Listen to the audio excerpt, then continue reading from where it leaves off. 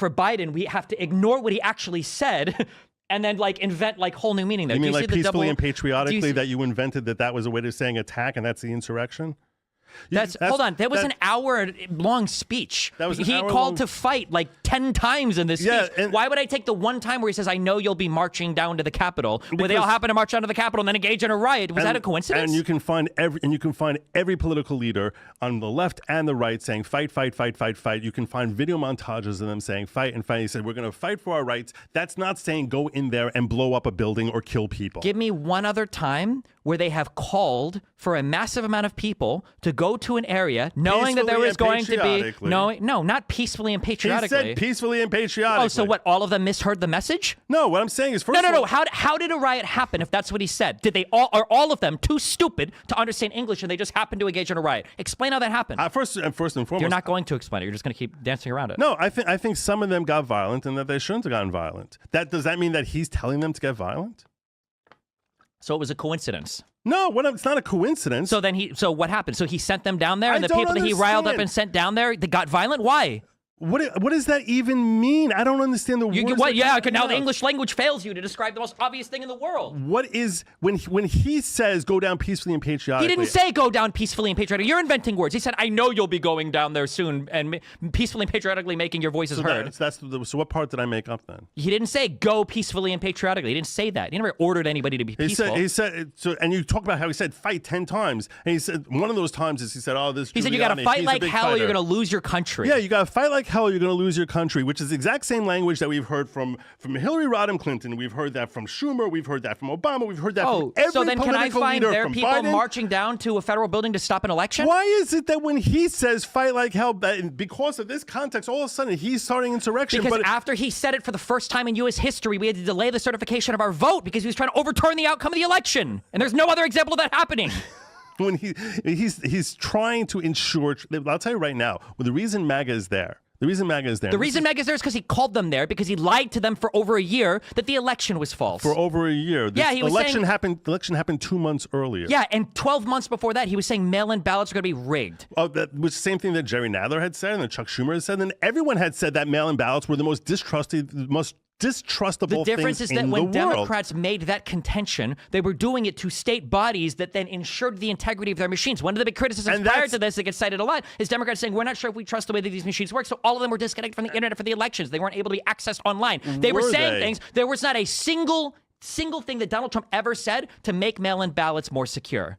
What do you mean? What does that mean? Just what I said. What part of what I just said did you not understand? Donald Trump didn't say a single way to improve the mail-in ballot system. He said we need to ban all of it. What words could any human have said that would have made that mail-in ballots more secure? I don't know. We could change the authentication process on how we send. Was there an authentication process? Because it seemed like there wasn't. Notice how you just pivoted because you were so wrong with what you just said? No, nothing. Donald Trump didn't spend a single ounce of effort. You know why he did that? Because he knew that Democrats would take it more seriously to all the COVID restrictions and to mail. Really? Why are you looking at me like you don't understand? He said multiple times, show up and vote on that day. Go down on that day and vote. We know the Dems are going to use mail-in ballots, and we know all the mail-in ballots are going to be rigged. And in every single case where they tried to present evidence, most of it that it was rigged, it all failed. Really? Yes, really.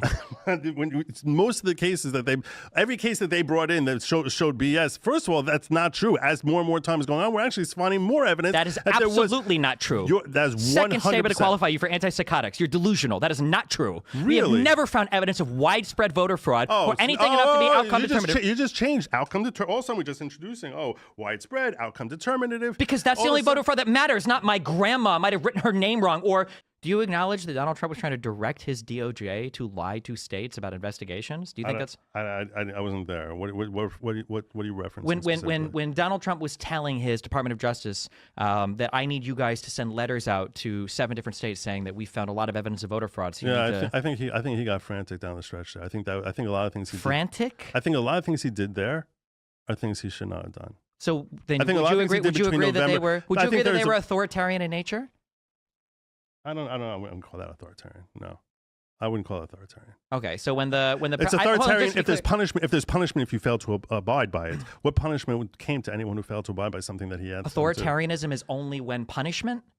Well, if I tell you right now, go outside and go to your bank and give me $1,000, and you say go F yourself, in that case, that no one would say I'm being authoritarian. What if you tell me? What if you tell me if I don't do it, you're going to fire me and then find someone else who will? Okay, fine. And what came first? I don't know how we know that actually happened. Wait, because there's testimony from like 20 different people. Is this what we're going with the J6 hearing? Is that where we're I'm going not going with the J6 hearing. I'm going from testimony from Steve Engel. I'm going from testimony from Rosen, from testimony from Donahue, from testimony from Hirschman, from testimony from Giuliani, Sidney Powell. What do you mean? Which people do you want to talk about? I don't know which statements. Oh, you don't trust any of those people. I didn't say that. You just threw words in my mouth. You literally just took a sentence and threw. What I said is I literally don't know about that because I never was looking at that. You're throwing at me this data point, which you're basically saying these are things he said. What do you think it means that you don't know?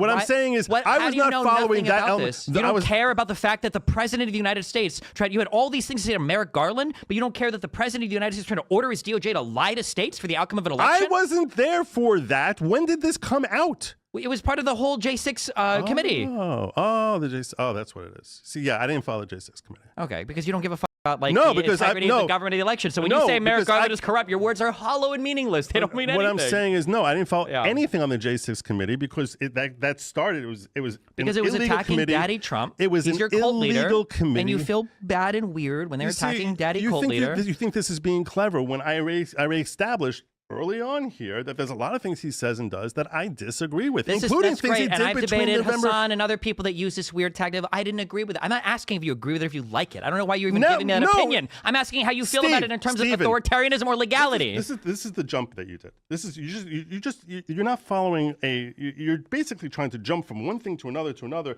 desperately trying to like score points, and I'm actually trying to have a conversation with you. Okay, here, let me be very clear about my line of... No, you're saying I'm jumping. I'm not... Just because I'm bringing up something you don't have an answer to doesn't mean I'm jumping. You're just falling behind. So let me explain very clearly. No. I'm not falling behind. You're changing the landscape as to what it is that we're talking about. I start talking to you about an issue with respect to that, and I admit to you that I don't think he did everything properly and with respect to between November and... Yes, we call that equivocation.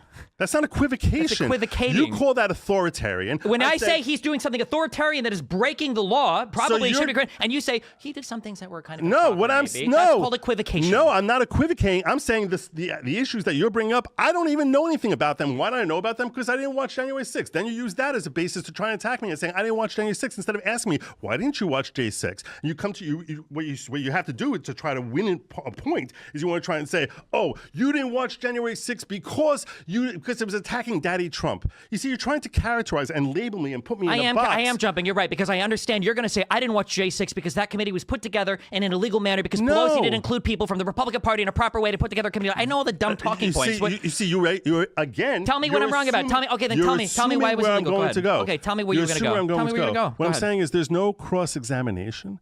There's no evidence coming forward. There's no opportunity by the other side to examine any of the evidence that's being presented, which is what you would have in any standard type of normal proceeding, which is going to be antagonistic to a particular indivior. It's not. It's not a court case. There is no cross-examination in a court case. Okay. So in that case, you're saying it's proven that you're saying but you're using their conclusions as if they prove a point for you. So don't tell me that. Excuse me. Hold on. Just because something is not proven beyond a reasonable doubt in a criminal court, it's not proven at all. I understand. At all. Nobody. No, there's zero proof. That's what I mean. It's zero proof. So it's either in criminal court or nothing. No, it's not criminal court or nothing. What I'm saying is there's at least a chance for the other side to examine the claims that are being presented as to whether there's any legitimacy or not. And you know what their examination sounded like? It sounded like this. 2 words. It was I plead the fifth, and the second was I need absolute criminal immunity for everything I did as president. That was their examination of the other side. You can lean your head down all you want. I don't even know what you're saying.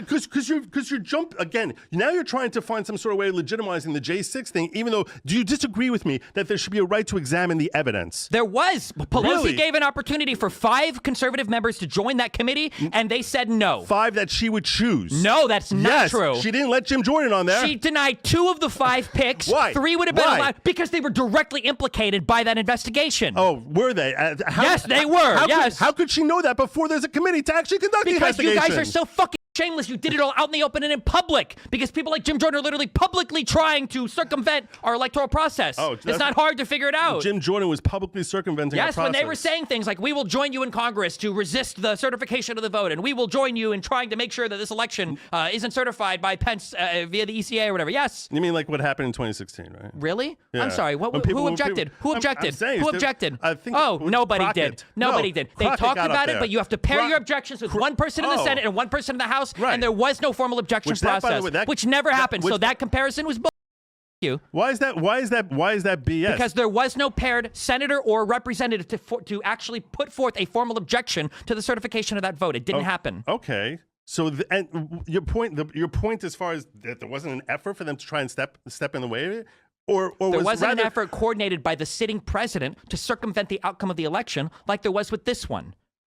When you're saying an effort to circumvent, I'm sorry, I missed this word. As in to break procedure with the Electoral Count Act, or to get enough people to object to certification that they could delay it indefinitely. He definitely was trying to. So that they could delay it indefinitely, kick it down the road, and remain president for another 4 years. What he was looking for is he was looking to get that electoral count under 270 so that they could turn over to kind of a constitutional convention, turn over to the states, and have each of the states vote based one vote per state. That was the plan. Which would have been stealing. That was one of the plans. That would have been stealing the election. That's your position. I think that it's an interesting legal position. It's not an interesting legal position that we will never ever know the answer to, and we never would have known it anyway.